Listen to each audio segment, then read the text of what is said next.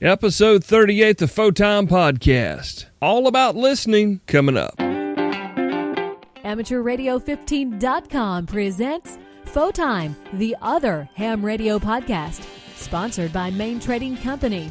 Find them online at mtcradio.com.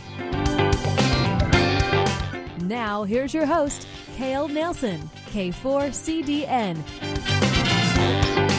Welcome into episode number 38. I'm Cale, your host, Kilo 4 Charlie Delta November, and we sincerely, again, appreciate you joining us. It's going to be a pretty cool episode this time. We'll have Jeremy coming up in a few minutes. We're going to talk about listening on ham radio, but I've got some shout-outs to do right off the bat, and these are just some Twitter, mainly some email contacts that I've had. We'll cover some that Jeremy's had in a couple of secs, but anyway, Steve bought him the t-shirt, the new Photime t-shirt. They're available on our site, along with being an MTC shopper and a winner at their ham radio day. So congratulations, Steve. Kilo Golf 5 Hotel Quebec Tango. We've got Alvin been helping me out with a couple of things. Kilo 2 Alpha Mary Papa. Jim, Whiskey Golf 9 Juliet from the 220MHzguys.org. Tim and Ron from Bridgeworks. Chris, Kilo Uniform 7 Papa Delta X-Ray. He introduced us to a new item called Clean Feed. We're going to maybe try to use to record some of our future shows, so thank you there, Chris. James, Kilo Whiskey 4 TRK. Don, Kilo Golf 5 India Whiskey Lima, who left us a speak pipe message a few weeks back, and I've just failed to mention that, so thank you there, Don. Curtis from everythinghamradio.com, Kilo 5 Charlie Lima Mike. And John McGrath, he's one of our new friends on Google+. And not to forget Eric, our friend in Canada, Victor Echo 3, Echo Alpha Lima. Just a few of the contacts that we've made with you guys, our listeners, and we sincerely appreciate not only you listening, but participating with us and letting us know about what's going on with you, about what's going on in the hobby. It's always great to hear from you guys. I know that may sound a little silly, but it's really, really cool. So we're going to talk to Jeremy, and we're going to talk about listening. And you may wonder, what are we going to talk about listening? And we'll talk about that in a couple of minutes. But I got to tell you something first. Of course, our show is always sponsored by Main Trading Company, and they've got a deal going right now that we cannot advertise on the internet. Okay, we can't list these prices out there because it'll break the rules of minimum advertised pricing. But Richard has some of the ICOM India Delta 51 Alphas, the ID 51 handy talkie D-Star rig that Ed was so crazy about in the last show that we had him on. I think that must have been number 37. Yeah, was it 37? Yeah, it had to be. Anyway, it's the ID 51 Alpha. It's a great handy talkie. People are just going crazy about them now. You get them in all different colors. And Main Trading Company has a slew of them, and they want to sell them to you. A special call-in price only. You have to call them to get this price. It's about, $12 or $13 more than this on their site right now. But if you're interested in an ICOM ID 51A Anniversary Edition handy talkie, call Richard right now. $347.95. $347.95. That's a great deal. Great deal. Back in a sec.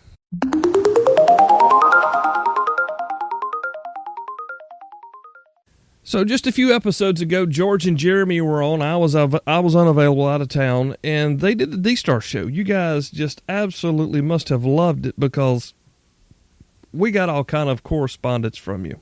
A lot more than we normally do, which is really cool. And Jeremy asked you if you had some questions, any comments, you want to send him an email, put pumpkin in the subject line. So he wanted me to bring this out and say thank you. I'm sure he will here in just a sec. But we've got Kilo Echo 4 Mike Foxtrot Hotel. We've got Kilo Charlie 1 Echo Mary Yankee.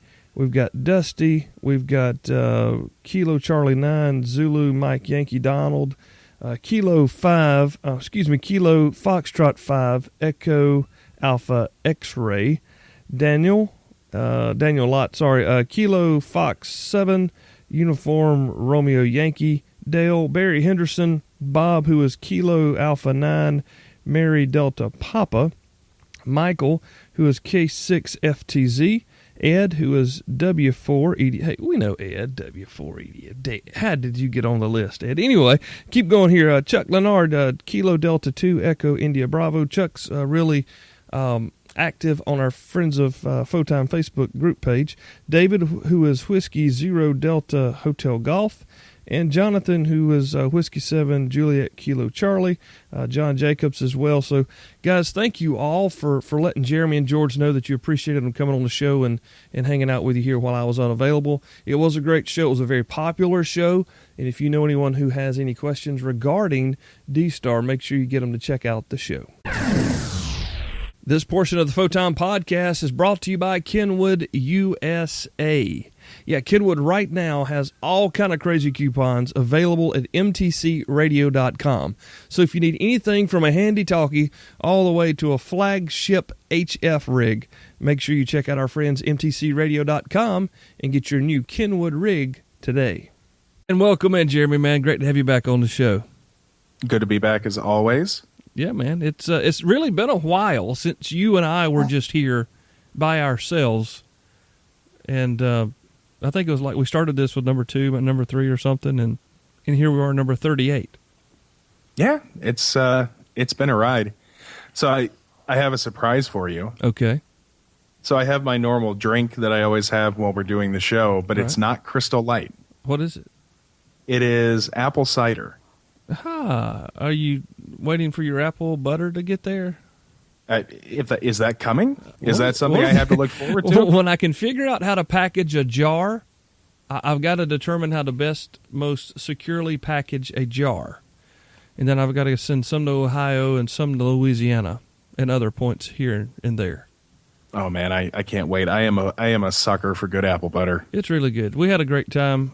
It was a really hard couple of weeks to keep all of that stuff going, but we had 171 or 78 jars we canned here.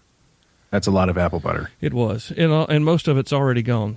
So, but don't fret, I'll get you some. And what are we talking about? We're talking about we make homemade apple butter here on the farm every year. Usually the first or second weekend of October.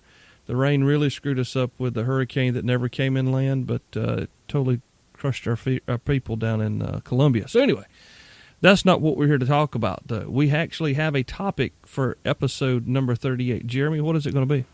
Well, so interestingly enough, I can segue from the apple butter into our topic because I hinted at you a lot that I would really love to have some of that apple butter, and you listened.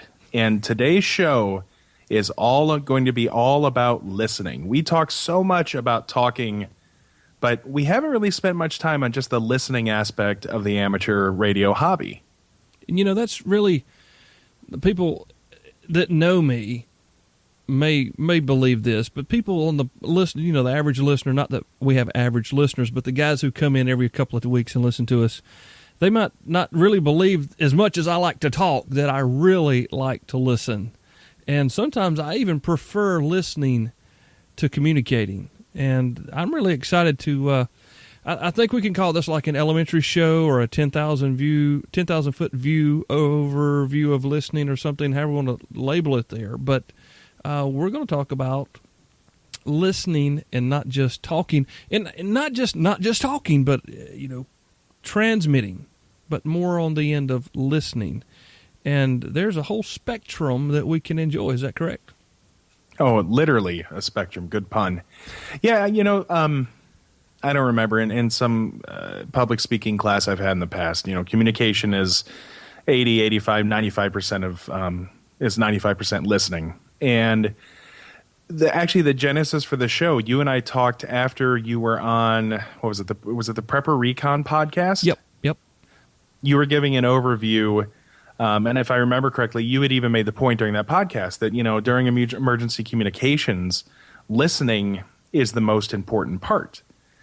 And that got us to thinking. We traded some texts back and forth and started talking about that, you know, there are people that are in the radio hobby that all they do is listening. They just, you know, they're shortwave DXers or people who only listen to scanners.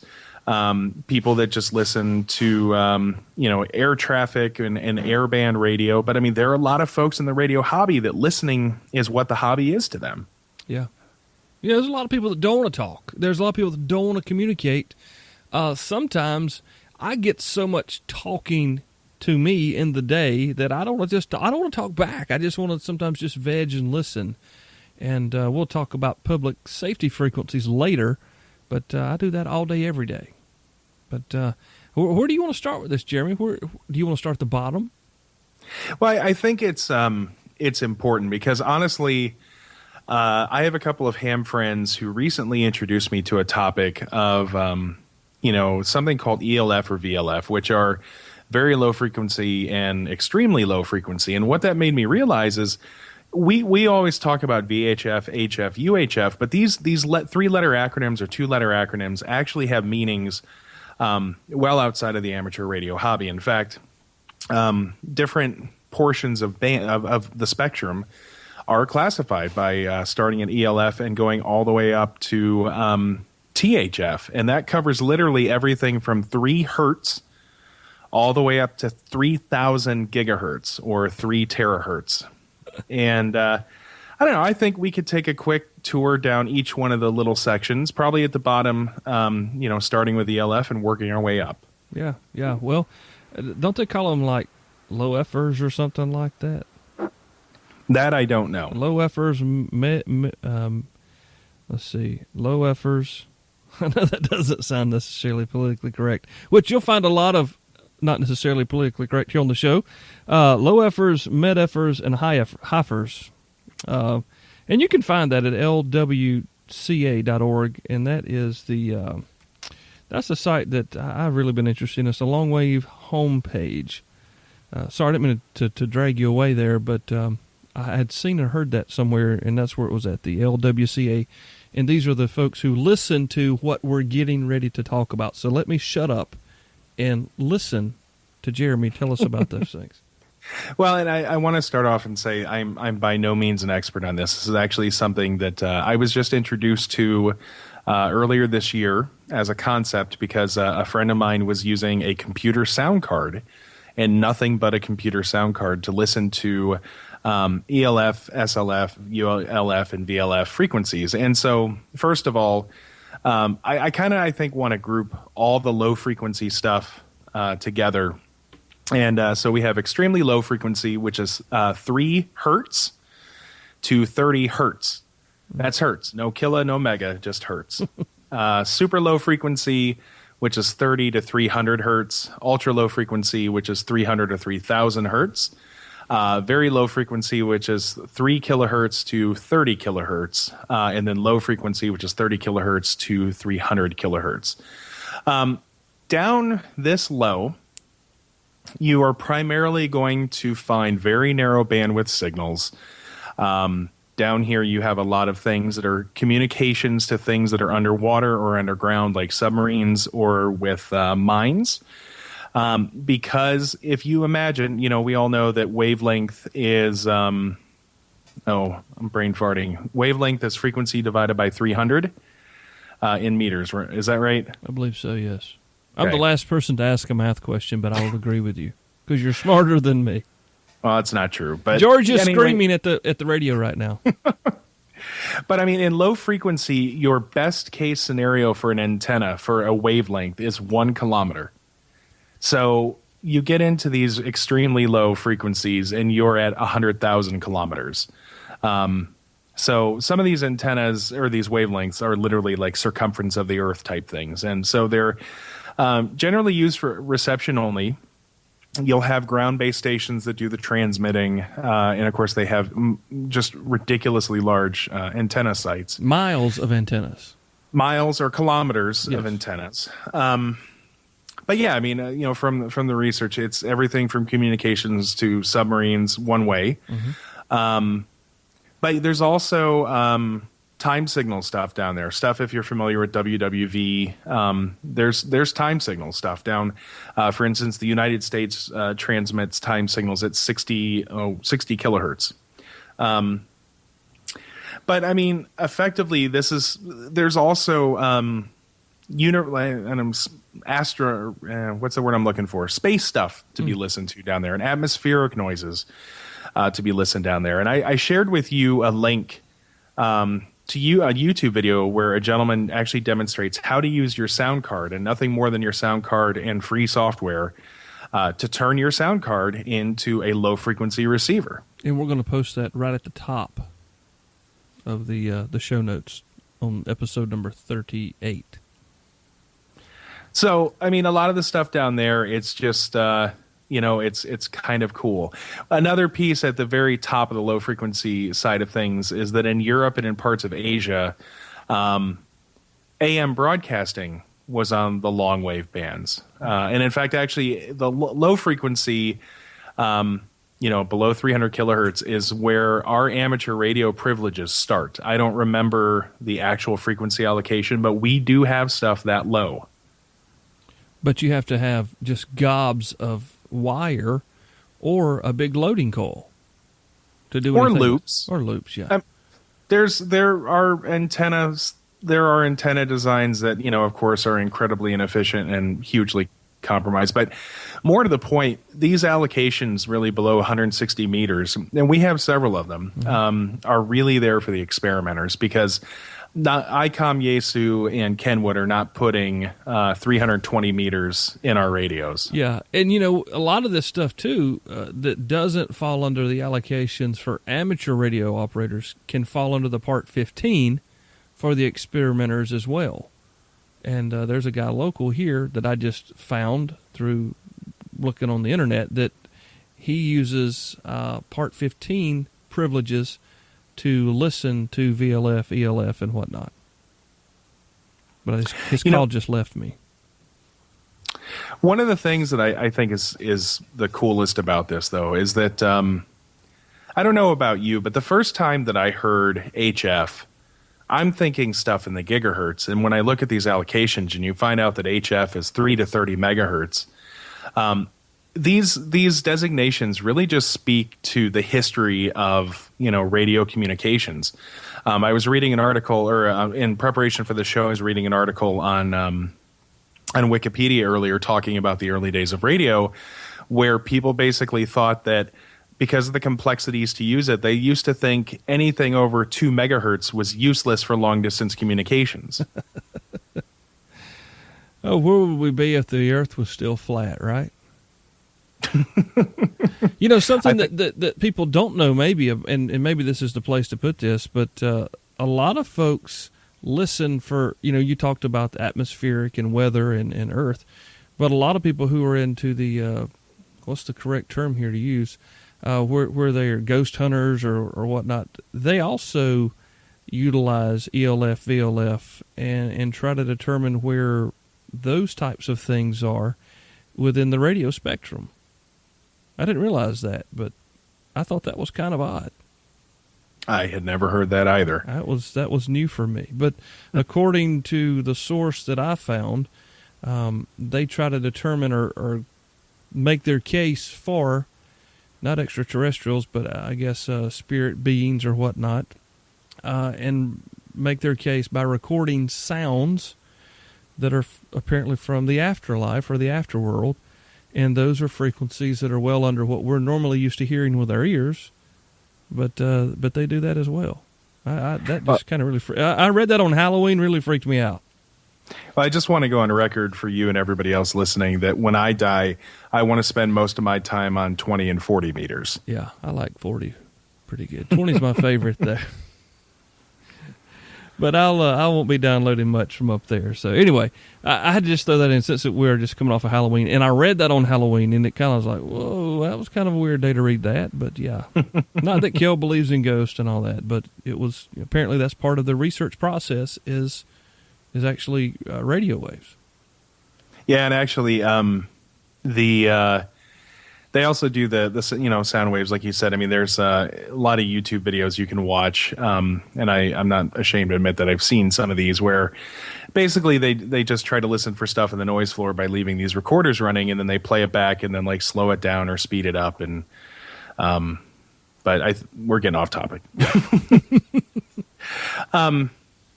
So kind of setting the low frequency stuff aside, because again, there just isn't a lot of bandwidth below 300 kilohertz. I mean,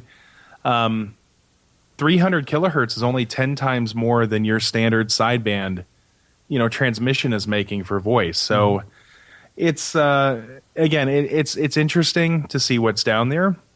And of course, listening to atmospherics and whatnot is really cool. But where the action really kind of starts is in what is known as medium wave, which is 300 kilohertz to 3 megahertz. And of course, in America, that covers our AM broadcast band. And that also gets into the 160 meter band for amateur radio. Which is a great place to start if you're looking for some rarer DX, if you can get the antenna in the air. Which is, or along the ground with a large beverage antenna, but yeah. You went to the beverage. I wasn't going to bring that up yet, but yeah. A beverage listening antenna. We'll talk about that, I'm sure, right? We're going to talk about that? I'm sure, although I'll defer to you because, again, that's one of the things I learned for the test. And given that the only beverage I know of right now is my apple cider. I believe in Crystal Light because it believes in me. Was that actually a slogan for them? You don't remember that? No, not at all. Remember, you're like 40 years older than me. Yeah, I guess so. I'll be 42 the day they release episode 7, but we'll talk about that later. Oh. But yeah, I mean, so medium wave is, though, again, in the United States, it's where we have our AM broadcasting bands. It's where amateur stuff happens.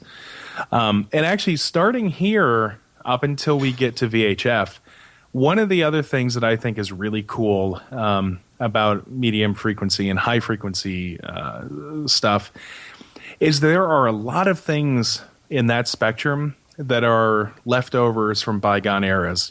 Things going back to World War II, things going back to the Cold War.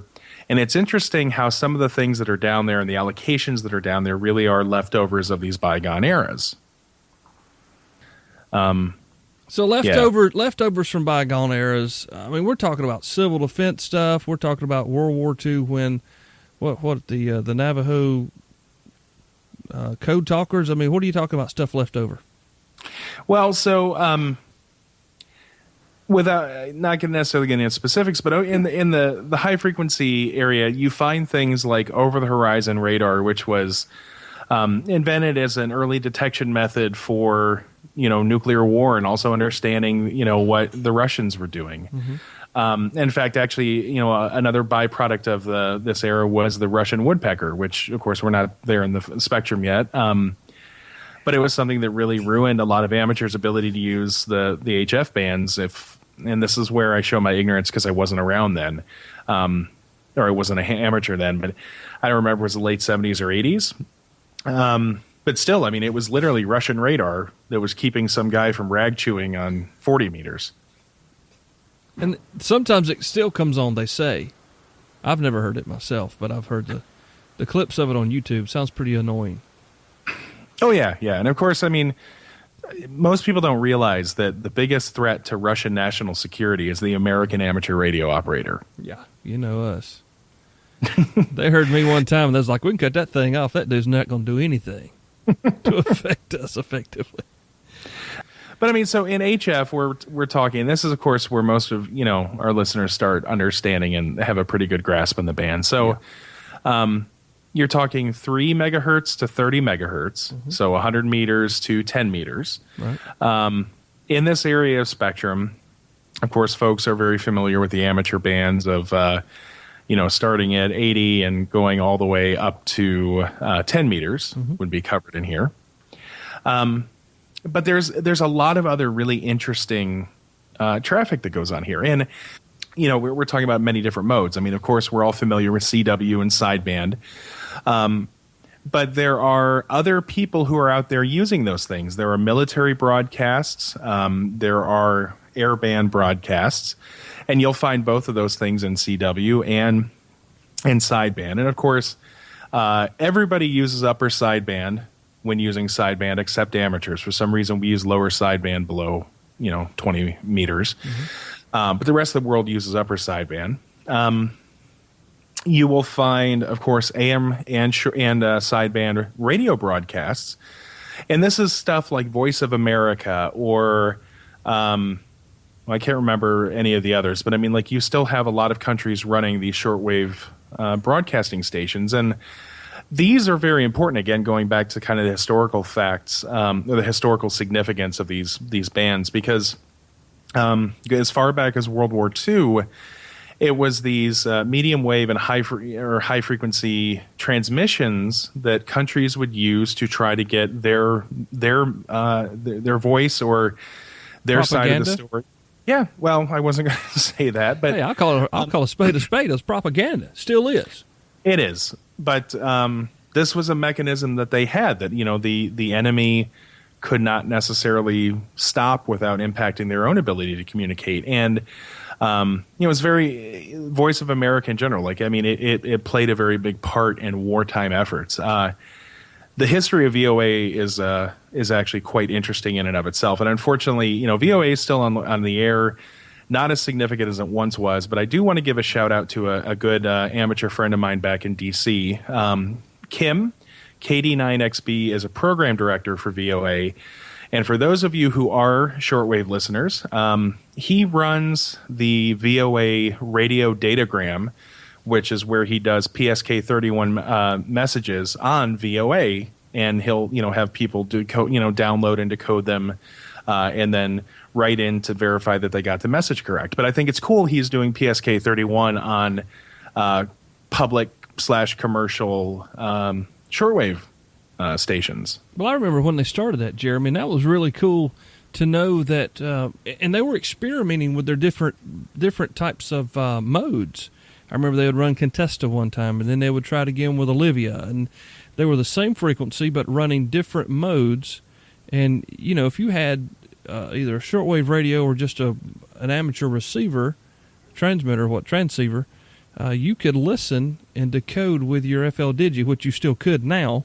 But they would, I'm not sure if they still do because I need to check the Twitter. I don't think anyway, they would tweet, hey, we're getting ready to run this VOA radiogram.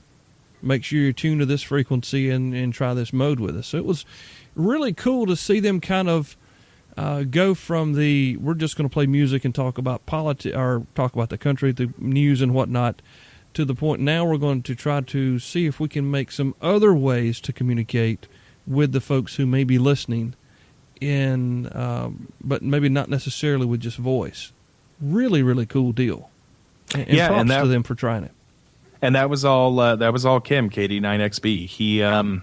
He completely ran that program. And what was cool about it also is it was a really good way for them to get propagation reports, because obviously, people from all over the world wrote in to tell them this. But you still have a ton of these shortwave broadcasting stations online. And these days, again, they're disappearing and dying out. Most of the commercial ones that are operating now are generally some type of a Christian-backed radio and whatnot. And they are still out there because they're getting their message into countries that don't have infrastructure, or, countries where those types of messages are illegal or are against the government. And that's, I know I'm not doing a very good job of this, but that's one of the areas where the history of our hobby is just really cool, that it was this very important tool for winning hearts and minds during various conflicts and points in our history. Yeah, well, I mean, you can tune in almost any night on the East Coast and listen to Radio Havana. Yep, that's another great example. It sounds like, Artie's up here in your backyard. And they play some great music. And he does birthday shout-outs. They don't call them that. But, you can send in your cards and he'll read your reports. I've never done it, but I've enjoyed listening, because sometimes I just want to sit there and listen. Yep. And you can find that signal anytime, here on the East Coast at least.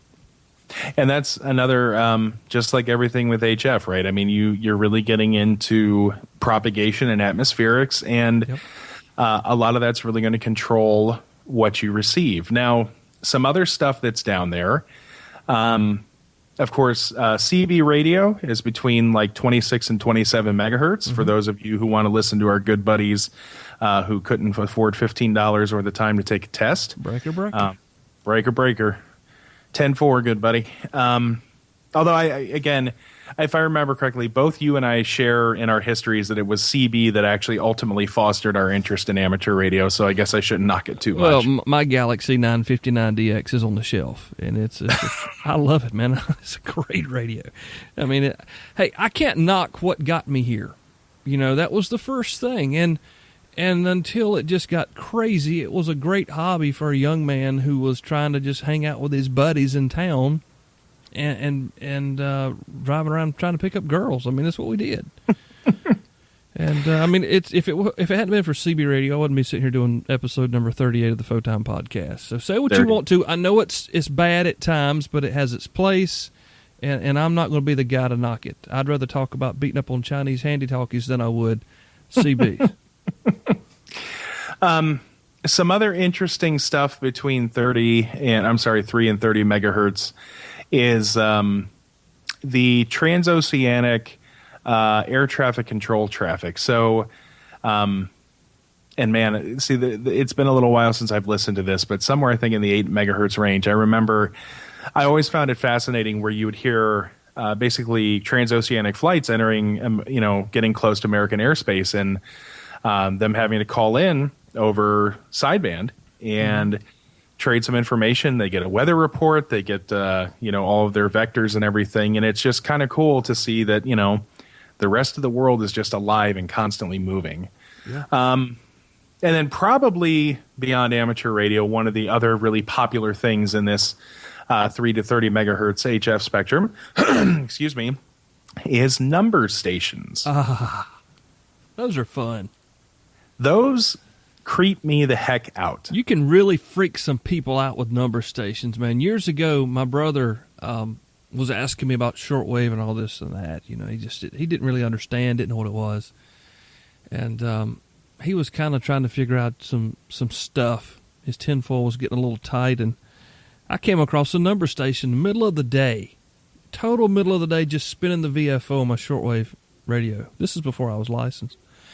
And I called his cell phone. He didn't answer it. So I just hold the phone up to the speaker of the shortwave radio, and there's this there's this woman's voice, and she's like, Alpha Charlie 4, Hotel 7639, all this garbage, and I just let it go as long as this thing would record.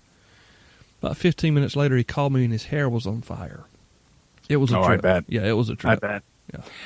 For those who don't know, the theory, what a number station is it is a transmission that generally consists of one incredibly creepy element, be it playing detuned children's songs or a buzzer that just continuously sounds like a torture device or some type of robotic like preamble, followed by the reading of numbers and letters. The theory is that these transmissions are used by various and sundry government entities to communicate with clandestine operatives in various countries around the world.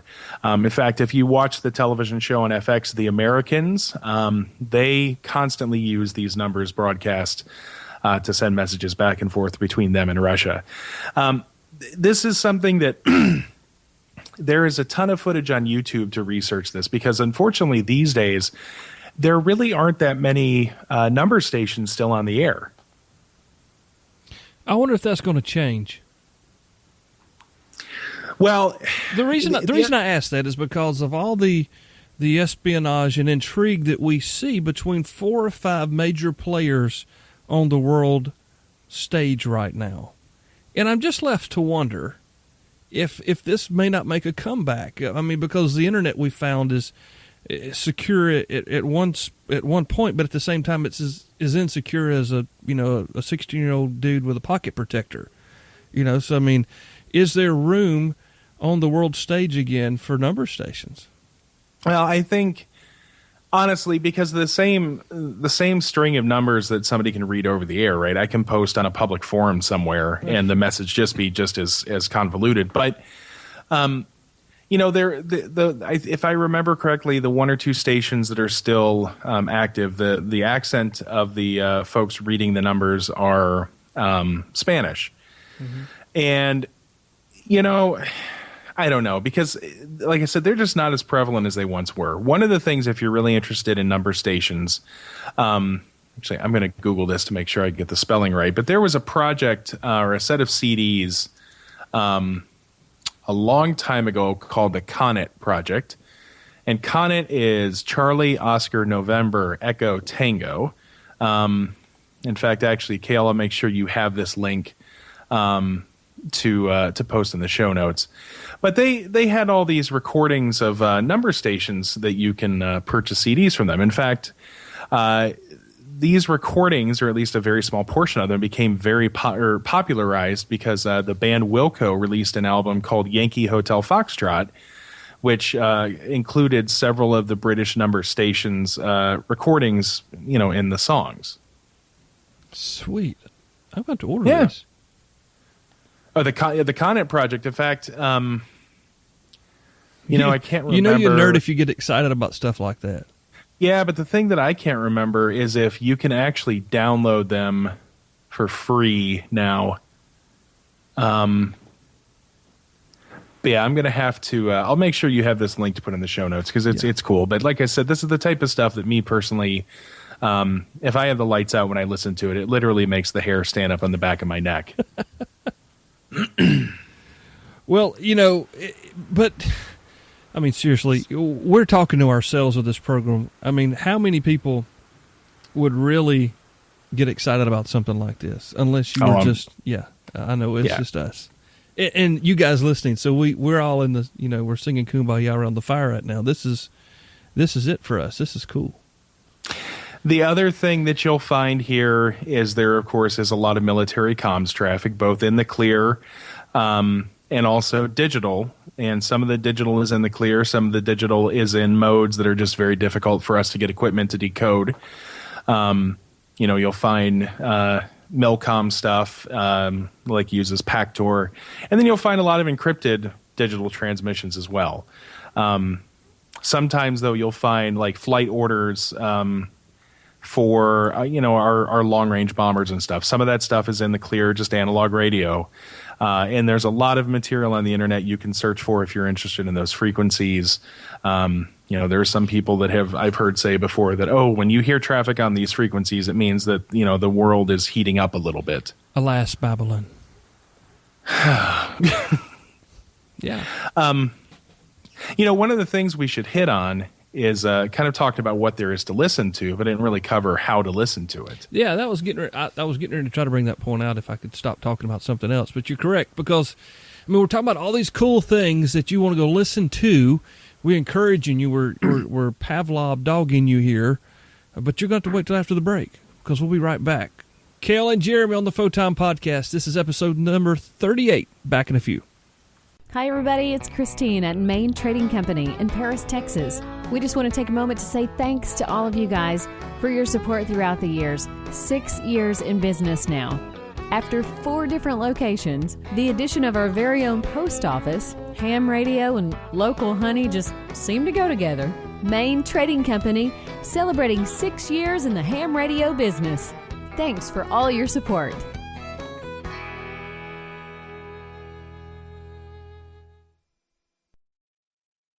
Okay, back after the break. It's Kel, K4CDN, my buddy Jeremy, KF7IJZ. We've been talking about listening to all the cool things out there in the radio spectrum, up into and including HF, up to 10 meters. We've just been talking about listening. We haven't talked about how we can listen, on what we can listen. Jeremy, what are some of the things that we may need to put in our shack or our listening post to be able to listen to some of this stuff?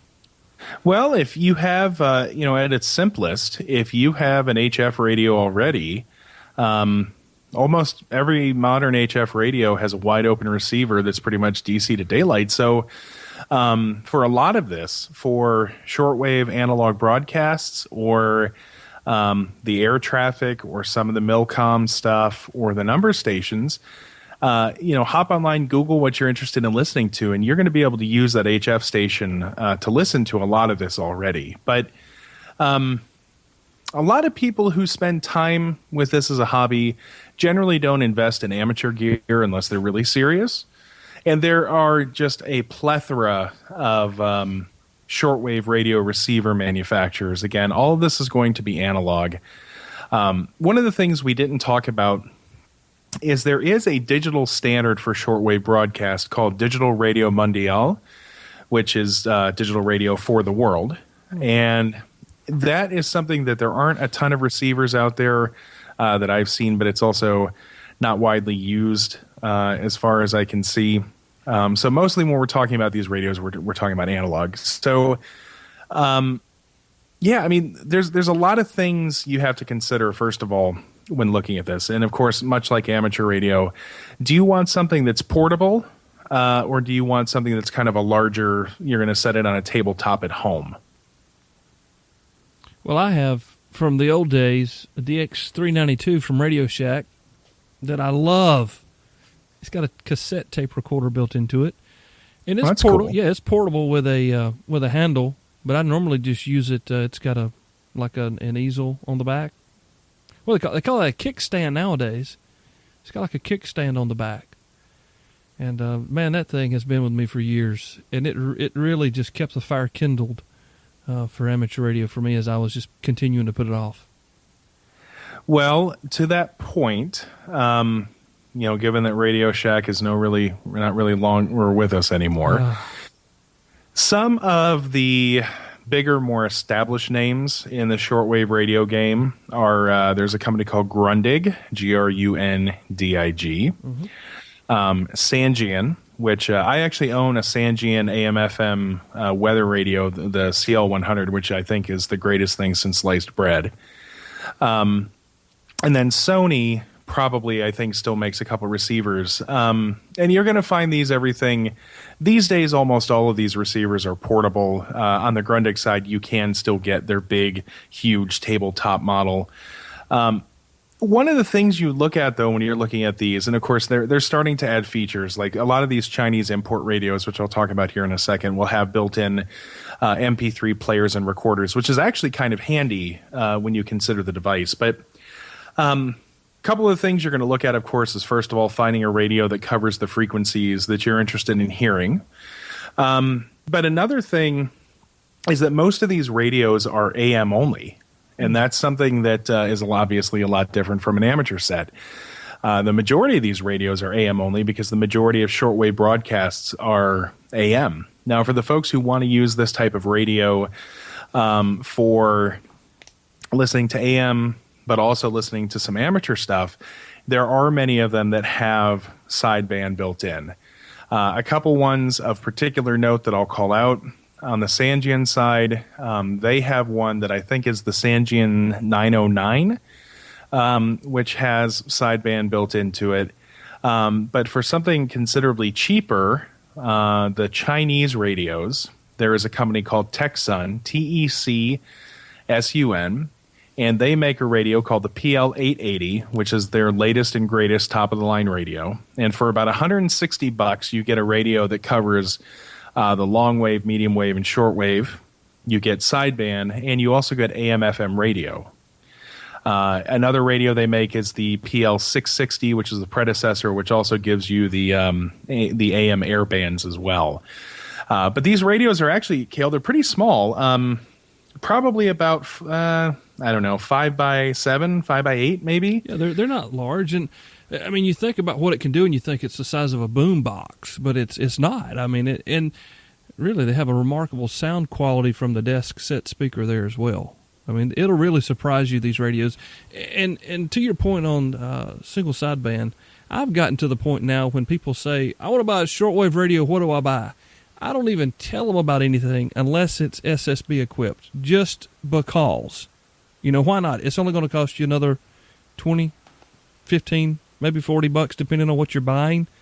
But just go ahead and buy it so you can listen to us when we're on the air. That's my argument. Oh, I absolutely agree with you. You're basically doubling what you can listen to by making sure you get that. Yeah. Now, another kind of class of devices out there are some companies make these incredibly wideband receivers.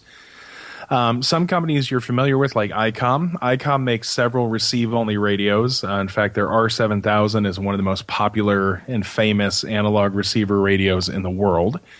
But these radios are generally from DC, and when I say DC, in other words, very low, probably 100 kilohertz, all the way up to 1.3 gigahertz, with the exception of the old analog cell phone portions of the band and the 800 megahertz, which are still blocked for some reason. Yeah, we'll talk about that. Somebody's using them. It's not me. It's the public safety is using them. Yeah. I'll come back to that.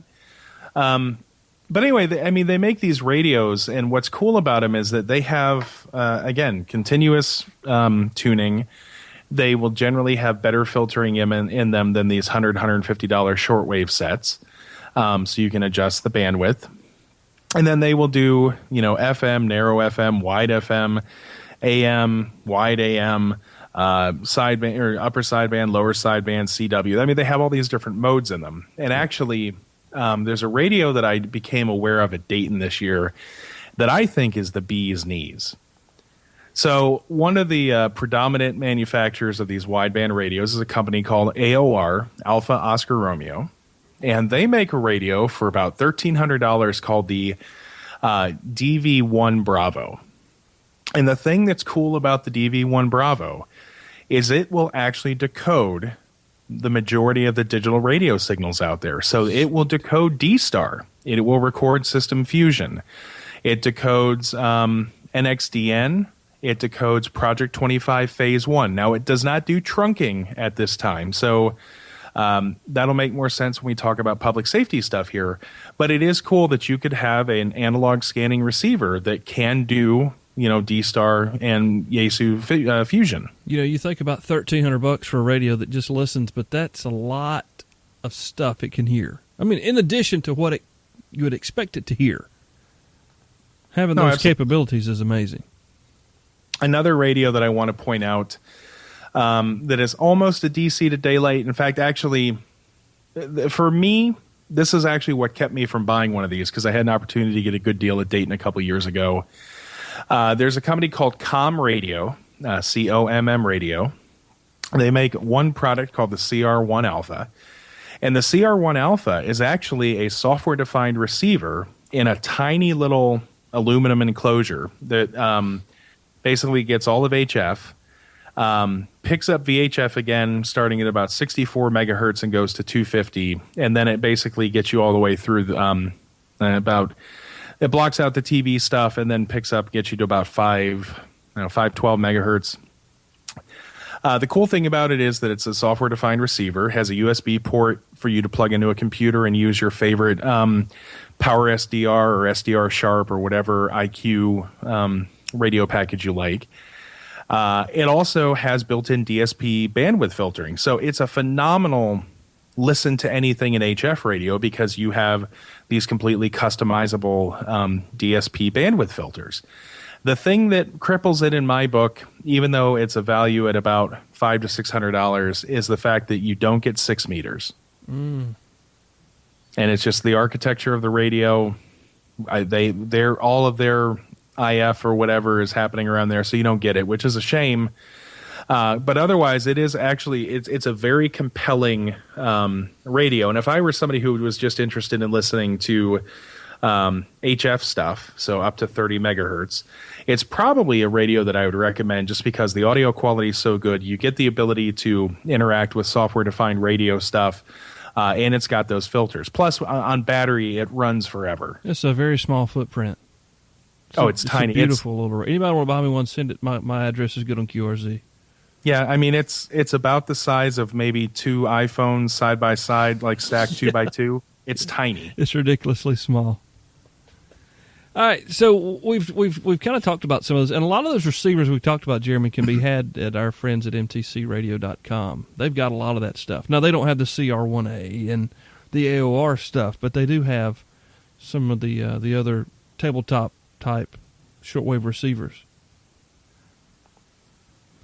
But we don't want to get too long on HF because there's still a lot of spectrum left to go that people may want to listen to.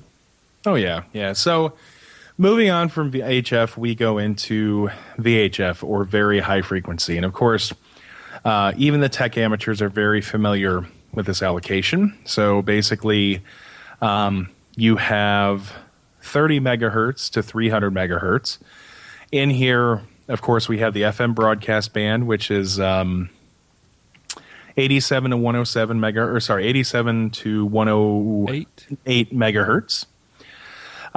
You have a lot of television broadcast bandwidth still in there, in the 200s.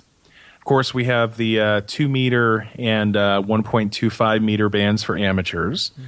Mm-hmm. You have all of the AM airband stuff, which runs from about 109 to 130. You have some marine band, ship to shore stuff in there. And then you also have a lot of allocations for public safety. So you used to hear about things called public safety low bands, which were in the 30, 49, and 50 megahertz area. You also have the 6 meter band, the 50 to 54 in there as well. But so from a public safety perspective, this is where public safety starts. Back in the 70s, the California CHIPS, the California Highway Patrol, used VHF low band. And there are stories about people being able to like modify their CBs to receive that and whatnot. But today, maybe I shouldn't comment on that, but I mean, I don't think that's in use nearly as much anymore. Propagation on it's terrible. It requires really big antennas. I think you may find a lot of that on a state level as a fallback to a fallback to a fallback, maybe. But you're not going to see, guys riding around with, 10-foot whips on the back of the patrol cars anymore. Yeah. Where you do find stuff here, though, is going to be generally in the 150s. You have a little allocation for business band and for MERS, which is the multi-use radio service, which is a license-free VHF radio, low-power VHF radio service that folks can use. And it works great, by the way. It does.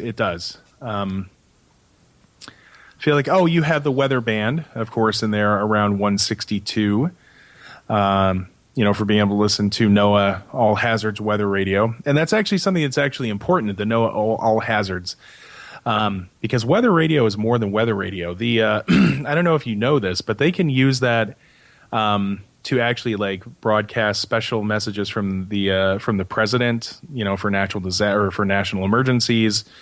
If they were to ever, this is not a tinfoil hat comment so much as just an extreme example. Should they ever declare martial law, they could do it that way. And if you have a weather radio that responds to these with the codes as far as helping display what the disaster is, if you ever go and look at the same codes, you can go SAME. You can actually go and see all the types of traffic and messages that those stations are capable of communicating to the public. And if you're listening to this program and you don't have a weather radio, we need to talk. They're very inexpensive. It helps. It may wake you up in the middle of the night. It could save your life. But like I have mine set up for the county with the SAME codes, my county, and particular types of warnings and whatnot. So it's a lifesaver. It's a great idea. Right now, it just depends on the mood of Amazon, but you may find them for $8 or $10. I buy them when I find them cheap just because I like them. But anyway, it's a really cool technology. Let's talk about that just real quick, because I don't know that people realize how advanced that's gotten. Because we all know that the emergency broadcast system has moved on from a long tone to digital tones, right? Yep. So with these weather radios today, a modern one, you have the ability to tell these, because I know a lot of people are like, I don't want a weather radio because it wakes me up for something that's happening 20 counties away. Mm-hmm. Nowadays, you have the ability to go in and put in a 6-digit code or codes so that it'll only go off when an alert for your county is issued. So that prevents a lot of false positives. Another thing that's cool is that a lot of the higher end ones you can customize to say, I don't want to be woken up for a flash flood watch because I live on a hill, and if it floods up here, it means Noah's back. Right. But you can also, connect these things to like flashing lights and whatnot. And one recommendation I will make, I mentioned it earlier, The Sangean CL100 gives you all of these county programming functions and the ability to customize what alerts you receive. And it's also just a heck of an AM/FM radio with really good audio quality. I have one in my bathroom upstairs.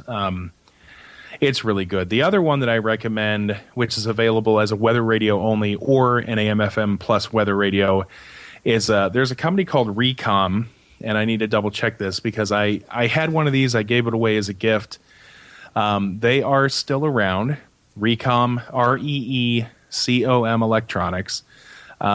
Their weather radio is also amazing.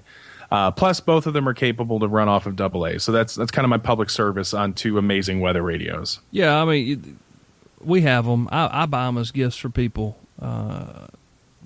because people just harken back to the days of the Weather Cube, the realistic Weather Cube from Radio Shack. You walked up to it, you touched it, just popped a button and it came on, and you could listen to the report. But now this, like Jeremy was saying, it is so advanced. It's a tremendous early warning system. So you may have family who isn't an amateur radio operator. They're not going to be listening to storm chasers or whatnot, and not be ahead of the game in regarding severe weather. You could put one of these SAME radios in their house, program it for them because you're smart enough, and they'll be thanking you for letting them have the extra 4 or 5 minutes advance notice. It works really, really well, and that's all I'm going to say about that. No, it does, and that's you actually exactly nailed what I did for my parents and my in-laws. Is I set it up for them one time. They change the backup batteries in them every time they change their smoke detectors, and life is good. Yep. Now, Jeremy, you hit on just a little bit on the 150 band about public safety. Now, where I live, that's the fire dispatch. Of course, I spent almost a decade in firefighting, and I guess once you're there, you just never get rid of it. I listen to it constantly, virtually 24 hours a day, although I turn it down at night so I don't have to hear it. But I really get a kick out of listening to that. Now, a lot of people where they live may not have access to that because, and we'll talk about this, I'm sure in a few minutes, encrypted or digital type of trunking or whatnot. But if you live out like me, or in a smaller community, more than likely you can listen to at least some of your public service people out there working, the fire department, the EMS, maybe even your local police department. And that's really easy to do, isn't it? I mean, you could do it with just if it's not encrypted, not digital, you could buy just a regular old scanner and you're good to go. Oh, yeah, or for that matter, most of our VHF radios that are wideband will let you do that. And in fact, to your point, where I live now, it's not in there's still some stuff in the 150s, but it's mostly around here. It's fire and EMS that is non-digital, that's still analog. Yep. When I lived in D.C., everything was was UHF or above, and it was all Project 25 digital, with the exception of the Virginia State Police still had 150 megahertz analog in their cars for being able to do like talk around the state type stuff. Mm-hmm. But otherwise, everybody was digital. Yeah, and it just really depends on where you're at in the world, or counties, or however you want to break it down. We'll have a link to Radio Reference that'll get you at least pointed in the right direction, where you can go to your state, go to your county, and determine what frequencies are used around you. If you're not aware of that, if you're just new coming into this, or someone pointed you this way, of course, we appreciate that and want to try to help you get educated as best we can. And RadioReference.com is really the best place to do that because they've got it already done for you. Oh, yeah. Which, what I will say, Cale, is I think we would owe it to our listeners to do an entire show on modern scanning and modern public safety stuff. Absolutely. This is actually a really good segue out of VHF into UHF because these days the majority of public safety stuff is happening in the UHF band, which is between 300 megahertz and 3,000 megahertz or 3 gigahertz.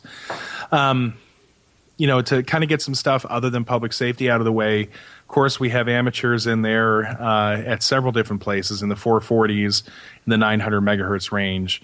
The 23 centimeters, which I think is 1.2. Mm-hmm. I'm probably missing. Well, we have an allocation in the 2.4 band. A large portion of this spectrum is taken up by television broadcast bandwidth. You have several different medical device allocations in here. Radio astronomy, some satellite communication stuff. Our cell phones, both analog and the digital cell phones, happen in UHF. Wireless Wi-Fi, of course, we all have a 2.4 gigahertz router in our house. Bluetooth is also 2.4 gigahertz. Zigbee, which is kind of wireless serial, 2.4 gigahertz. And then GPS, which, if I remember correctly, is 1.5 or 1.6 gigahertz. And then some other land mobile.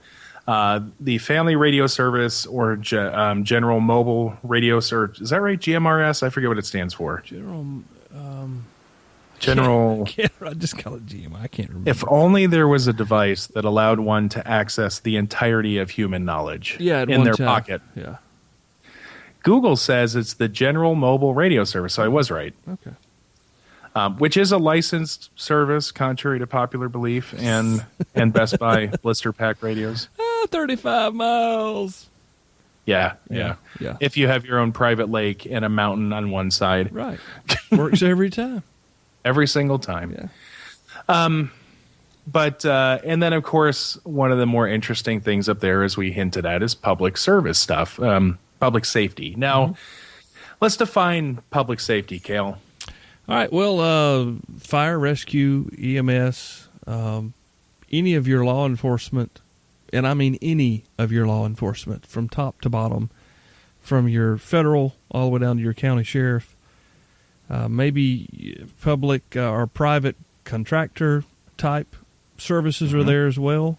And you're right. Most everything is going there, it seems. And I think the bands in that facet are going to get really crowded. They're already crowded, but the ones with the biggest dollars are going to win. And I can see us as amateurs having a problem with the UHF spectrum in the near future because it's just getting so crowded. Well, and what's interesting is also on the public service bands. What I forget? You'll have things like schools, public schools, bus motor pools. You'll have public works, so usually like sewer, water. You may have, depending on how your municipality is set up. I mean, just any general maintenance stuff. You can have literally like courthouse business type radios. Around here, I hear all the time bailiffs calling to bring prisoners up to the courtroom, stuff like that. Of course, the most interesting stuff to listen to generally is going to be your police, your fire, and your EMS. So generally speaking in UHF, we find that stuff right above the amateur bands, which, Cale, quick trivia for you. Sure. Who is actually the primary user of 420 to 450 megahertz? Amateurs. No, we are a secondary allocation on 420 to 450. It's DOD. I was getting ready to say the Air Force would have been my second guess. Yep, the Department of Defense is the primary user of that band. We just kind of keep all the toys. We keep it warmed up for them. Yeah. But anyway, so starting at about 450, 460 is where you're going to run into some public safety stuff.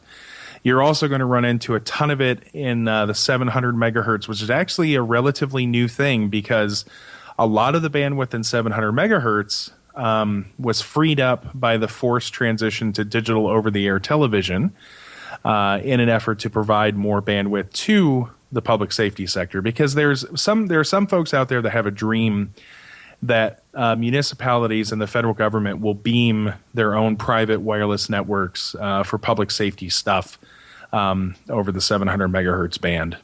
I haven't heard anything about that in a while, but that was like a big thing a couple years ago. Post 9/11 wet dreams, I guess.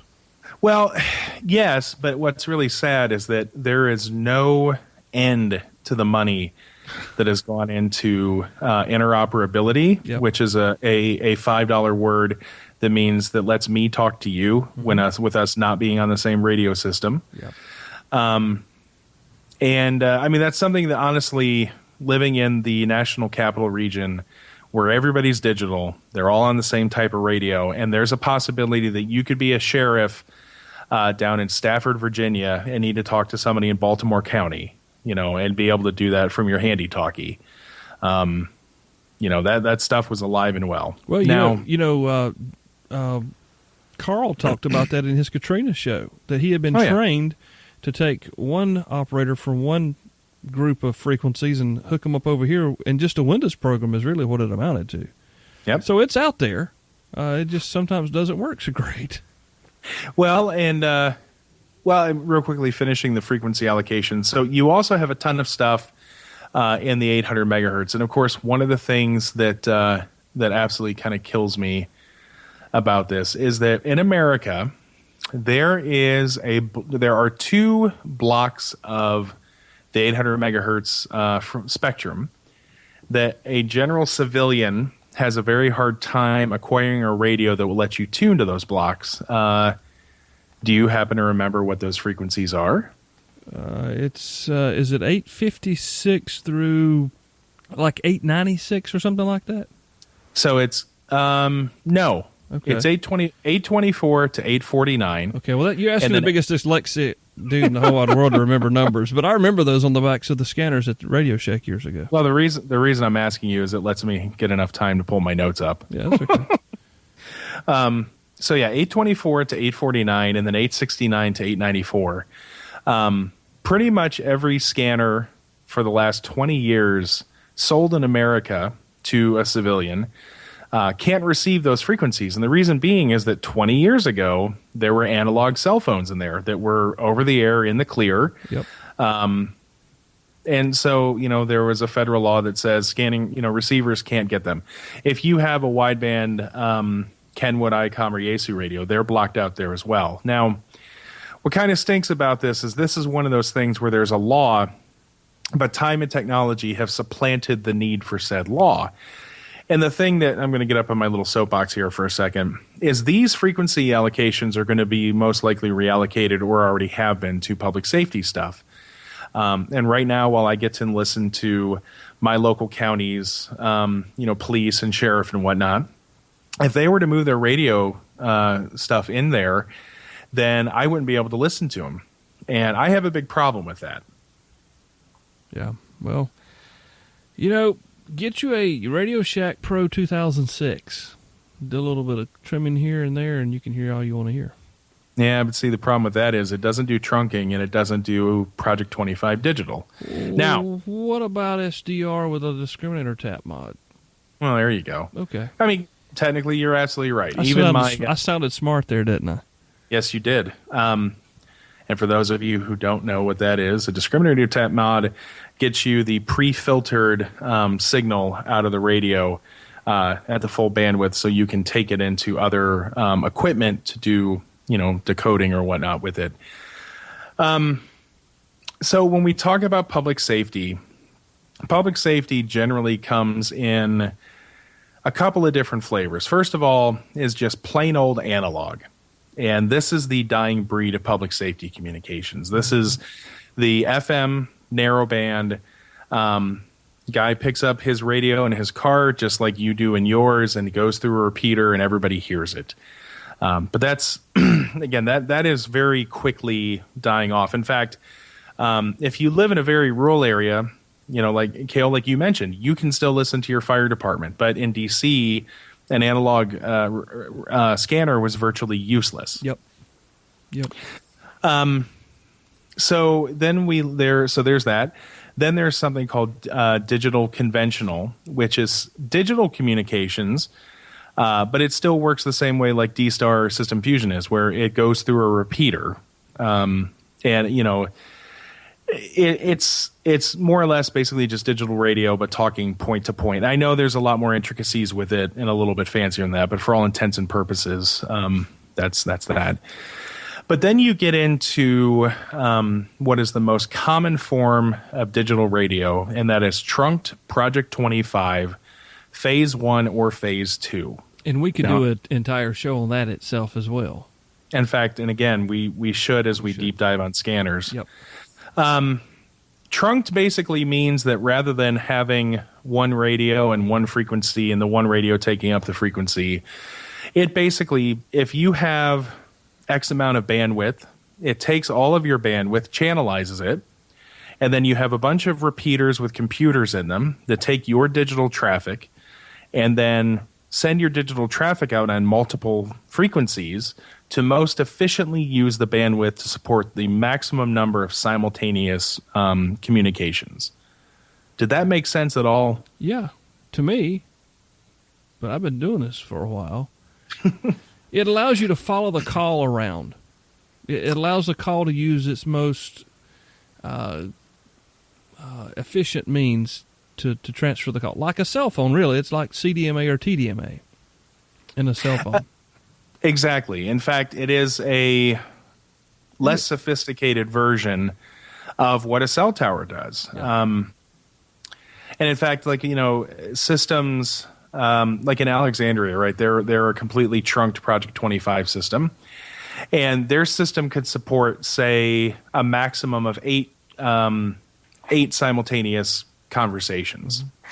And what was actually kind of cool about them, though, is because of all the interoperability required in the area, if Alexandria had a huge emergency going on and needed more than 8, they had software set up automatically to get more bandwidth from Arlington, and automatically they could add 4 more conversation channels by pulling Arlington capacity for their usage, and vice versa. That's pretty sweet. Actually, it was. But the Project 25 of this, piece of this, is an open standard for digital communications for public safety. Project 25 is it's a standard that was created by APCO. And forgive me, I always forget what APCO stands for. Do you remember? I know I don't. I don't think I knew. It is the Association of Public Safety Communications Officials. Going back to your comment about post 9/11, in a post 9/11 world, having radios that talk the same way and that can talk to one another and follow a series of standards became very important, especially in large metropolitan areas. Where there's a lot of interagency coordination that goes on to make sure that your radios can talk to my radios, even if it's just one channel. Even if it's just that I flip a switch on my radio and it defaults to an analog frequency, but it guarantees that you can talk to my system if I need to. But effectively, without going into it too deep, Project 25 basically turns all of your handheld radios into IP radios. Like literally when you turn them on, they connect to the network, validate against the network, get an IP address, and then are sitting there and can be pinged and have information such as, position information and other stuff about the radio constantly sent back without you ever having to key up because they're basically wireless IP devices. Right. Go ahead. I was just going to say that's pretty sick. If people don't know what IP is, I mean, it might be over their head, but the technology is phenomenal. Just take it at that. Yeah, I mean, effectively, it's the same thing your computer does when it connects to the internet. Your computer gets an IP address or an internet protocol address. Mm-hmm. One of the cool things about these systems is that at the police headquarters in Alexandria, which is where our club met, and one of the guys in our club was in charge of their radio system, we got a tour when we first had our first club meeting there. And all of the radio equipment in the building is all in server racks. It's all a bunch of Motorola equipment in racks. There's not a single antenna in the building. Yeah. It's crazy. Well, telecom's the same way nowadays, and it's nuts how what you think is there is not really there. Yeah, and so what happens is they have dedicated fiber run underground to all their various, radio transmission sites, which are positioned in, altitudinally advantaged, i.e. tall places. And all of its IP traffic. It's not analog radio traffic. It is actually zeros. That's right, and it is really cool. But the problem with this is to listen to this. You can't just go by, take your what was the radio you said? The Pro 2006 is the old school Radio Shack scanner. Yeah, My first scanner was a Radio Shack like 45620, which did basically 25 megahertz to 512 megahertz. Right.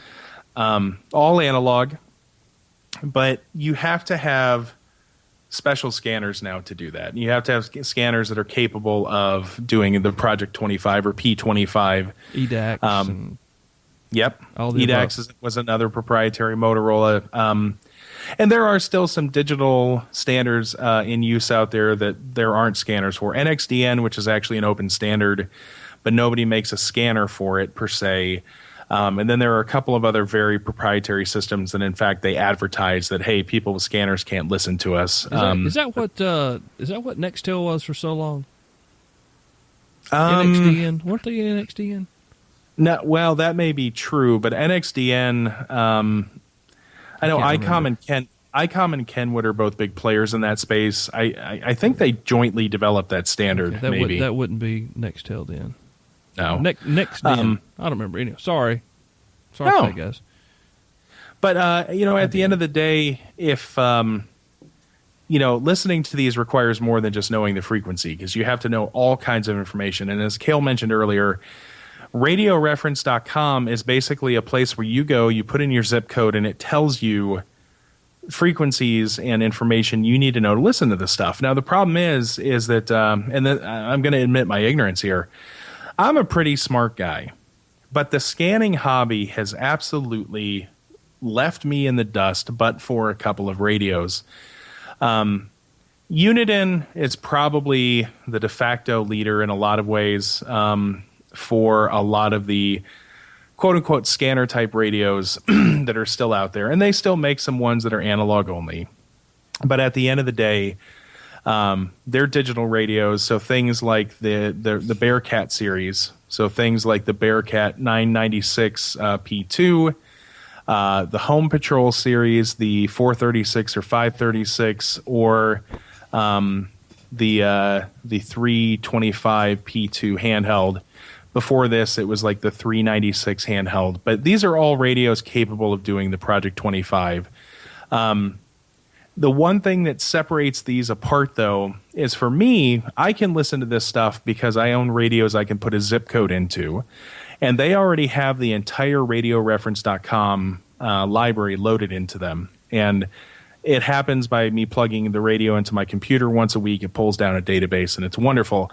I don't have to know what a NAC is. I don't have to know what a subscriber ID is. I don't have to know what the trunking whatever is. I just put in a zip code and say police. That's cheating. And it is. It makes me an appliance operator, and I fully appreciate that. For those who really want to get into it, you are welcome to go out and buy a 996 P2, which is a fine radio that still requires all that programming knowledge, or some software on the side to get that set up for you. Yeah, well, I've got a Pro 96 from Radio Shack. It's a marvelous unit, and I'm having problems with my programming right now, and I can't get it to read from the PC, which really makes my belly hurt. But it's a trunking rig. It's a great trunking rig, and it's worked great up until now, and I don't know what I've done to it, but it doesn't like me right now. But I say that because if it weren't for the Radio Reference website and the software that people have developed over time, it'd be really aggravating to go in and hand punch this stuff. Because I'm like you, it's kind of passed me by. I've tried to stay up with it, but at the same time, life keeps getting in your way. And, hey, one of those Home Patrols, man, I call it cheating, but I'd take one in a minute because it wouldn't take anything but, like you said, plugging it up and putting in your zip code, you're done. Yeah. The other company to look at for the digital scanners is Whistler, which you may recognize from the radar detector arena. Mm-hmm. The other competitor to Uniden was GRE, but they went out of business a couple years ago. Whistler bought all their IP and the remainder of their radios and started remanufacturing them. They're getting ready to release 2 new radios that are their latest digital radios, which also are put into zip code type radios. The WS1088 is the handheld version, and then the WS1098 will be the base or mobile version. So those should be coming out here before too long. I want to go back real quick before we move on. The thing with Nextel was IDEN. So it was just a little bit of dyslexia there. Integrated Digital Enhanced Network. There you go. And it was a TDMA, which is Time Division Multiple Access. God, what did Kel just say? I just wanted to correct myself. I just had remembered some letters there. I was a Nextel user for almost 20 years, so I really missed that service. It worked great back in the day. Chirp. Yeah. Chirp. So anyway, yeah, okay. So we've gotten into UHF. We got just a little bit left to go. We're running kind of short on time here. But what's left of the spectrum that we can maybe listen to? Because I know there's some of the stuff we can't even hear.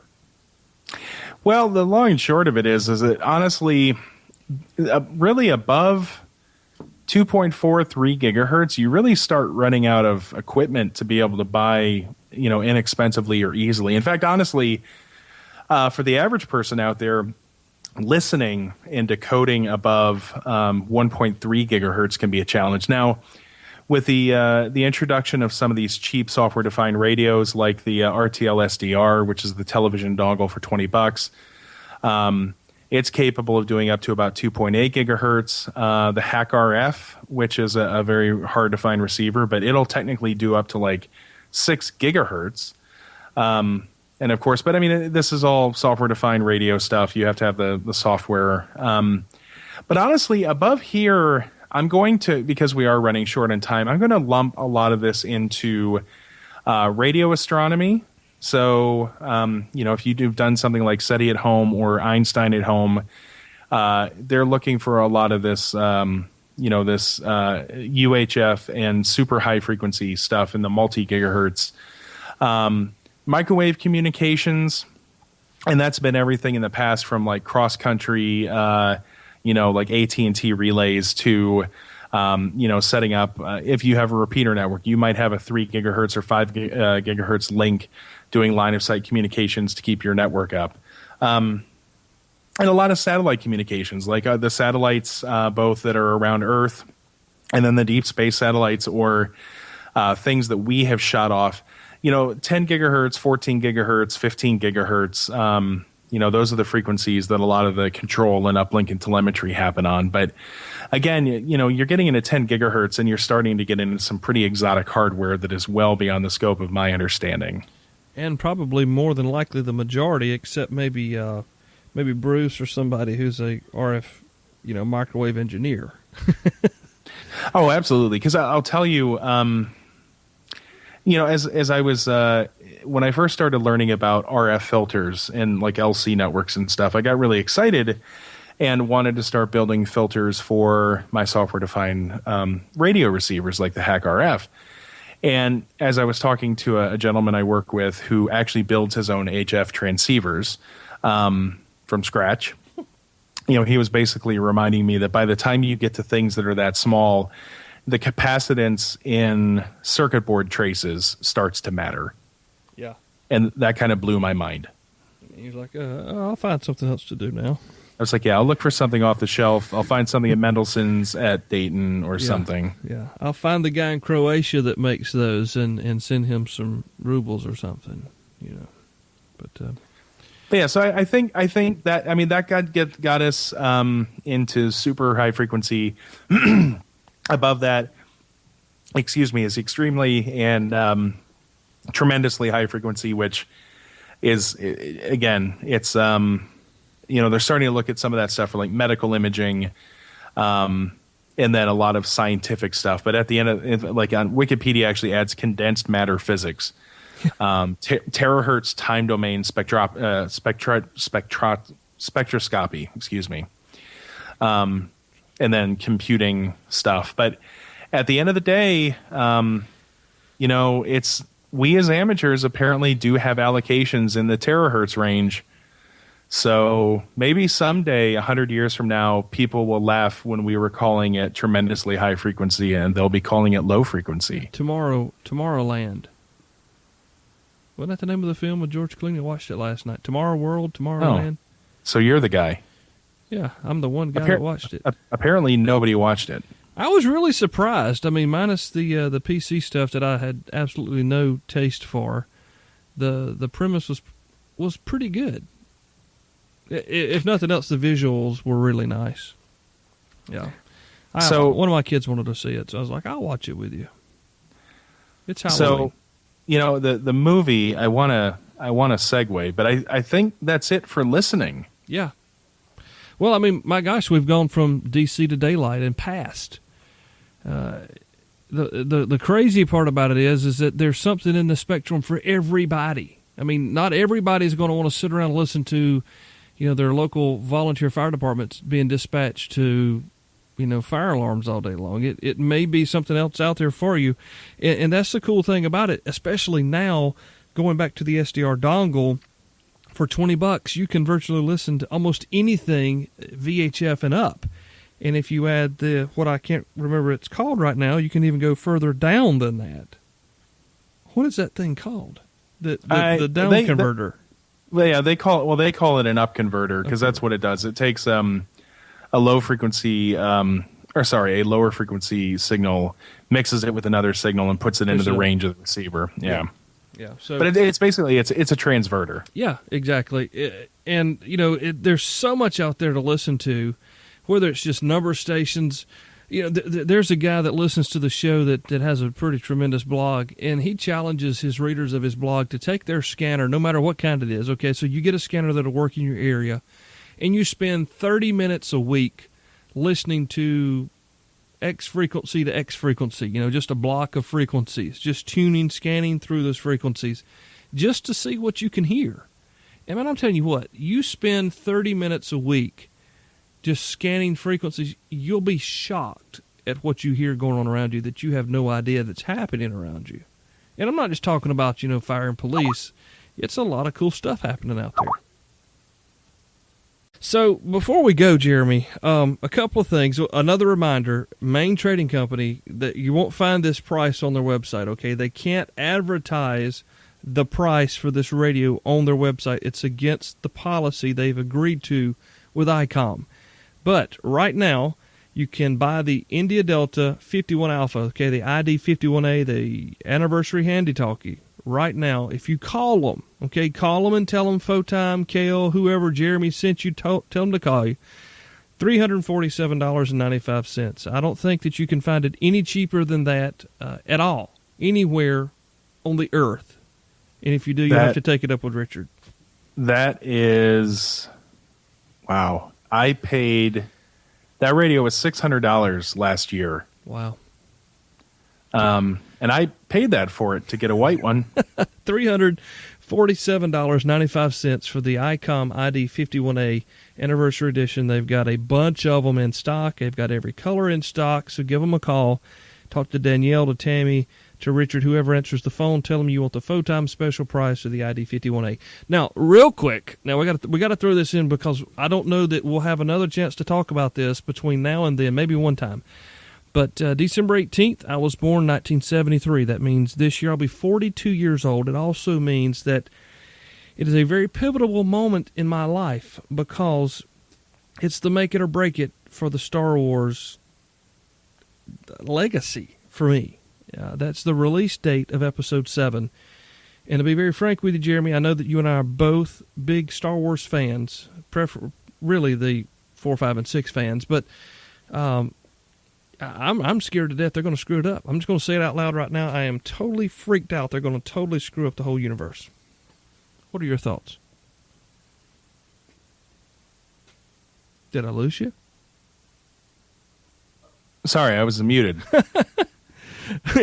He's speechless. Man, I let out a huge sigh. I was like,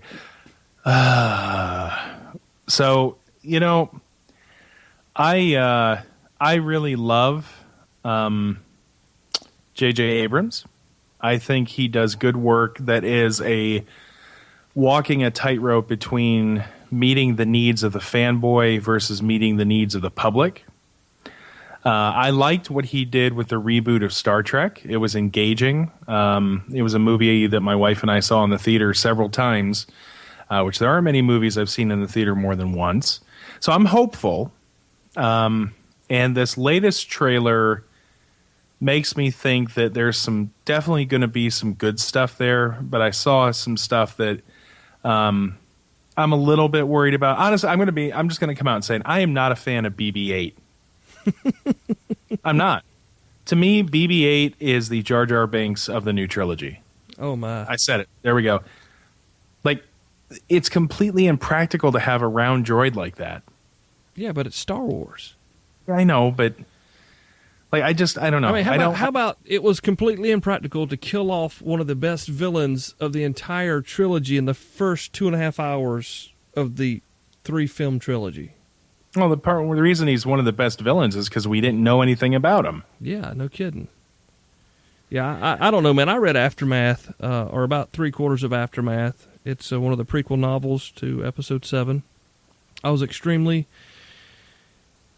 I don't even know how to say it nicely in a family-friendly environment here, because that's how I try to speak the majority of the time. I was never so disappointed in any Star Wars novel. Even a children's book has been more engaging than Aftermath. It was so bad, and I never, ever do this, guys, but it was so bad, I sent it back to Amazon and paid the shipping to send it back to them.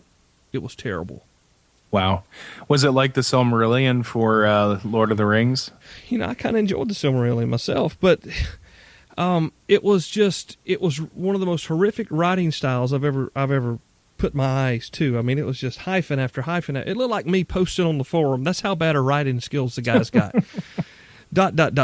hyphen. I mean, you go look. You don't believe me? Go read the reviews on Amazon. Mine's on there. I said it was a complete waste of paper, and if this is where we were going with it, I would just happily live in 1977. It's a terribly written book. It's got way too much political correctness in it. It doesn't tell a story that means anything regarding anything I'm interested in reading. And if that's, I don't know. I mean, my kids are big into Star Wars. I grew up wanting to be Han Solo.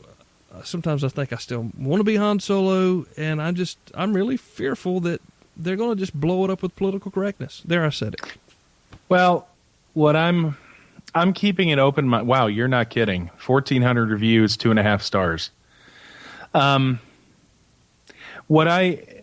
trying to keep an open mind, because even though I didn't really care for the prequel trilogy, which we actually just watched recently with Katie again, and it actually gets worse just about every time I see it. I have to at least give credit to the fact that the Star Wars saga is continuing. And, you know, like you said, trick-or-treating for us was last night, and I live in a pretty good-sized subdivision. And I'm happy to report that there were more original series kids, or dressed up as original series characters. I only had one Kylo Ren, and I had several Princess Leias. I had a Chewbacca. I had a couple Boba Fett's. I had tons of Darth Vaders, and I even had some Baby Yodas. Yeah. Well, so you know, it's parents. We're the ones that are keeping it alive up to this point. And Clone Wars did a great job, you know, filling the gap, I believe. And I'm really enjoying the Star Wars Rebels show on Disney. Mm-hmm. I'm really digging that. I have to go to my in-laws to watch it. My mother-in-law DVRs it for me and the kids, but it's a great program. We're actually reading the comics about the Kanan character. We're buying. I bought comic books here and there, as a youth, but we're actually going to the comic book store now and buying Star Wars comics as they're telling these stories, and my kids and I are reading them, and they're really interesting. But I'm just, I'm waiting. My wife says, "You're not going on your birthday. That's ridiculous. They're all going to be sold out." And I probably won't go opening day. I'm just going to say it now. Okay, it's my birthday, and I probably will just spend the time with my family. I'll see it before Christmas, I'm sure. But I've told the kids, I said, if they mess it up, we're done. We're going to stop at the Clone Wars, and we're finished. So, I have a new little one on the way. We'll be here in December. Little Caleb, right? I'm just kidding. We in the beginning, when the due date was still kind of up in the air, and I didn't know the release date of the movie, and I told my wife, I was like, look, for my entire teenage and adult life, since the original trilogy was re-released in 1997, I have been at every midnight opening of every episode. And I warned her, and I am dead serious. I told her, I said, if it comes down to me seeing The Force Awakens or my child awakening, I will pick The Force Awakens. I would probably come home to an empty house after that type of Everybody thinks I'm joking. What's sad is that, and this is how I know I picked the right wife, she kind of understood. She was not happy about it, but she understood. She's like, just bring me the bootleg. Well, that is the worst part about it, like trying to figure out how she and I are going to get to go see it when we're going to have a 1 week harmonica live. Yeah. So who knows? I'm excited. I can't say that I'm not excited. The trailers look great. I mean, it's awesome to see the Falcon again. I mean, my kids are still playing with my Falcon from 1983, which I think is just pretty freaking amazing. I don't think that when they're 42 years old, their kids will be able to play with their toys because they just won't exist. But I mean, they're playing with my AT-AT. They're playing with my Tauntaun. They're playing with the Millennium Falcon, the X-Wing, the Dagobah playset, all that stuff. Now, granted, I don't have all the pieces to it, but they're still playing with it, which is just nuts. You know what I'm saying? Yeah. It's been a huge part of my life, and I'll never forget seeing Return of the Jedi on opening night. I mean, oh my God, it was like the biggest thing that ever happened to me as a child. Being there for opening night Return of the Jedi, I will never, ever forget that. I'll be forever indebted to my father for taking me. We took the whole family, but it was, we were all there, although we didn't want any of the Ewoks to die. But, it has, Star Wars has so impacted so many people. I know we got a lot of listeners that are probably Star Wars fans. If you look at the Facebook page, they're all Star Wars fans, especially folks like Tony and whatnot. But it's really cool. I'm excited. And I just really, again, I'm going to keep saying it. I'm a pessimistic guy when it comes to it, and I just hope they don't screw it up. Yub nub. Yeah. Yub nub. Did you read the theory about Jar Jar being the evil Sith Master Overlord on Facebook? No. Yeah, you need to go find that. I'll try to find it and send it to you. I may so put my it on daughter, the page. Yeah. We watched a lot of the Star Wars movies for her birthday, and so tonight she was running around the house saying, Jar Jar Binks here for dinner, and I kept telling her, we don't serve his kind here. Yeah, no kidding. Yeah, one of my least favorite characters of all time. I mean, I'm Han shot. He shot first. He shot. I could do without Jabba in the original film. The first one I saw was Empire, and then they re-released Star Wars, and I went back and saw Star Wars, and I don't know, hundreds of times I've seen it now. The music, the music plays you hear this. You hear just 2 or 3 notes from the score, and immediately you're taken back. We're just nerding out on Star Wars, and I'm sorry, we wanted just to talk about it for just a minute because it's coming, and I'm familiar with the first Star Trek film that Abrams did. I'm not really sure. I don't do movies, so I don't know what else he did. But I hope he doesn't screw this one up. Hope they keep it going. I mean, the Rebels show on Disney's cool. The new Rogue One film, which is supposed to be like a Saving Private Ryan kind of thing, where they apparently probably going to wind up stealing the plan. Spoiler alert for the X-wing fighter in that film, because that was originally designed for the Empire, according to what I understand. Anyway. If you're into Star Wars and you're not listening to the Rebel Force radio podcast, go do that now. Jimmy Mack and the guys do a great job, and I prop them every time I can. But I don't know what else to say. I just really hope they don't screw it up.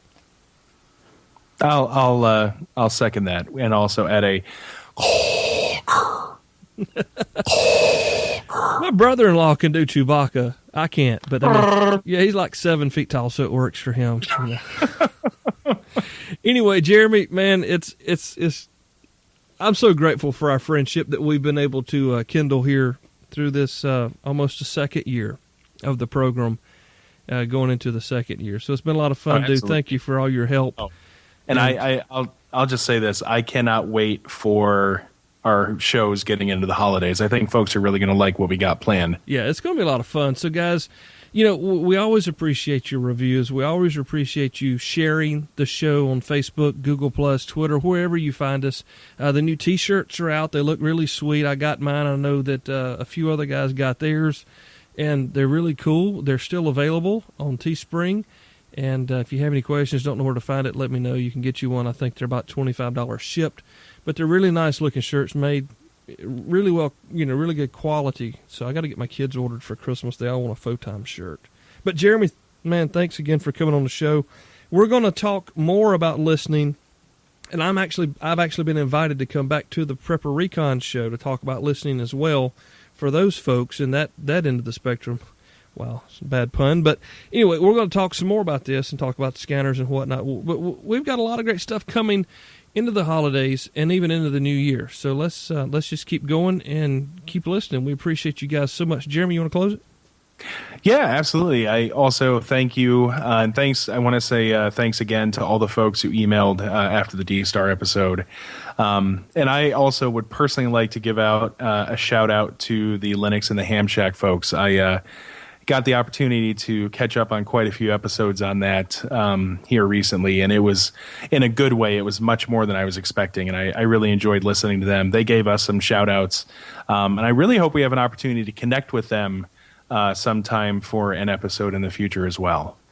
That'd be good, because Kel was sitting in Alabama just a few weeks ago on the phone with Gerald as he sat on the side of the interstate in Washington, D.C., trying to help me work through some Linux issues on a Raspberry Pi. So anyway, thank you, Gerald, for that. And yeah, the Linux and the Ham Shack guys are great, and really enjoy that show. And there's some others out there as well. So we'll keep doing our thing here. You guys keep listening. We'll be back next time to do the next installment of the Photime Podcast. Until next time, though, catch you later, y'all. 73. God bless. 73.